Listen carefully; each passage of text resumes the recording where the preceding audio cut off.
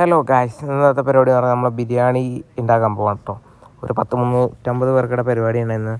അത് നമ്മളിന്ന് വീഡിയോ എടുക്കാൻ പോകുന്ന കൽഗറി കാറ്ററിംഗ് എന്ന് പറഞ്ഞ സ്ഥാപനത്തിലാണ്. അപ്പോൾ രാവിലെ തന്നെ നമ്മൾ പോയി ചെമ്പൊക്കെ അടുപ്പത്ത് വെച്ചത് ബിരിയാണി ഉണ്ടാക്കാൻ പ്രിപ്പറേഷൻ തുടങ്ങുകയാണ്. അങ്ങനെ ബിരിയാണിയിലേക്ക് വേണ്ട സാധനങ്ങളൊക്കെ ഇട്ട് അങ്ങനെ ആ ചേട്ടൻ നന്നായി ഇളക്കിക്കൊണ്ടിരിക്കുകയാണ്. അതിൻ്റെ ഇടയിൽ എൻ്റെ ചേട്ടൻ വന്നിട്ട് 2-3 ഇളക്കമൊക്കെ പുള്ളി ഇളക്കി ആരോഗ്യം വെക്കട്ടെ എന്ന് വിചാരിച്ച്. എന്നിട്ട് അതിനകത്തേക്ക് കുറേ വെള്ളം, അരിക്ക് വേണ്ട വെള്ളം നമ്മൾ ആഡ് ചെയ്യുകയാണ്. അങ്ങനെ വെള്ളവും ആഡ് ചെയ്ത് ഉപ്പ് വിട്ട് നമ്മളങ്ങനെ വെയിറ്റ് ചെയ്തിരിക്കുകയാണ് തിളയ്ക്കണത് വരെ.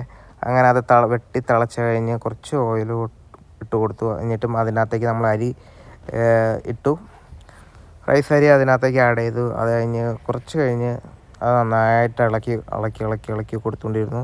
അതിനകത്തേക്ക് കുറച്ച് ലെമൺ കട്ട് ചെയ്തിട്ടു. അത് കഴിഞ്ഞിട്ട് അതിനകത്തേക്ക് ക്യാരറ്റ് ഇട്ടു.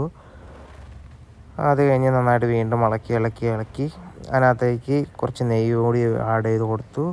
അത് കഴിഞ്ഞ് മസാല ഇട്ട് അതിനകത്തേക്ക് കുറച്ച് ഇൻഗ്രീഡിയൻസ് ഇട്ടു. അങ്ങനെ നമ്മുടെ ബിരിയാണി റെഡി ആയിരിക്കുകയാണ്. അങ്ങനെ ബിരിയാണി ഇട്ട് നന്നായിട്ട് അതിനകത്തേക്ക് നമ്മൾ വരട്ടി വെച്ച സാധനങ്ങളൊക്കെ അതിനകത്തേക്ക് ആഡ് ചെയ്ത് കഴിഞ്ഞിട്ട് വീണ്ടും അത് ഒന്നും കൂടി ഇളക്കി കൊടുക്കണം കേട്ടോ ചേട്ടൻ. അങ്ങനെ ആദ്യത്തെ ചെമ്പാട്ട് ഇപ്പോൾ പൊട്ടിച്ചാണത് നമ്മൾ. അങ്ങനെ 3 ചെമ്പ് നമ്മൾ ഉണ്ടാക്കിയിട്ടുണ്ടായിരുന്നു. ആദ്യത്തെ ചെമ്പിലേക്കുള്ള എല്ലാം ആഡ് ചെയ്ത് ആ ചേട്ടൻ ചെയ്തു. ഇനി അടുത്ത ചെമ്പ് പൊട്ടിക്കാൻ പോവുകയാണ്. നിങ്ങൾ ആദ്യമായിട്ടാണ് എൻ്റെ യൂട്യൂബ് ചാനൽ കാണണമെങ്കിൽ ഒന്ന് എനിക്ക് സപ്പോർട്ട് ഒന്ന് ചെയ്തു തരണം കേട്ടോ. പഴയതുപോലെ ലൈക്കും കാര്യങ്ങളൊക്കെ കുറവാണ്, അപ്പോൾ ലൈക്കൊക്കെ ചെയ്തു തരണം. അങ്ങനെ രണ്ടാമത്തെ ചെമ്പും ആ ചേട്ടൻ പൊട്ടിച്ചു. എന്നിട്ട് അതിനകത്തേക്ക് നെയ്യും അതുപോലെ തന്നെ അതിനകത്തേക്കുള്ള സാധനങ്ങളൊക്കെ ആഡ് ചെയ്ത് കൊടുത്തുകൊണ്ടിരുന്നു. അടുത്ത ചെമ്പും അത് കഴിഞ്ഞിട്ട് ചിക്കൻ ഓൾറെഡി പ്രിപ്പയർ ചെയ്ത് വെച്ചിട്ടുണ്ടായിരുന്നു.